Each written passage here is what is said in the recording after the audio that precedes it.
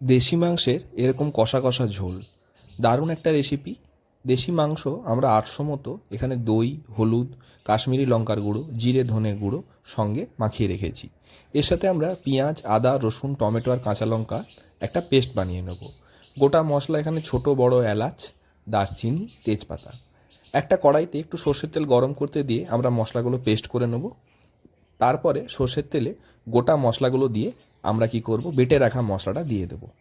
এর মধ্যে আমরা অল্প পরিমাণ নুন অ্যাড করব, আর মাংসে নুন দেওয়াই আছে।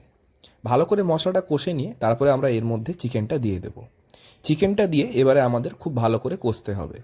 20 থেকে 25 মিনিট খুব ভালো করে এটা কষতে হবে। লো থেকে মিডিয়াম ফ্লেমের মাঝে রেখে ভালো করে কষবেন।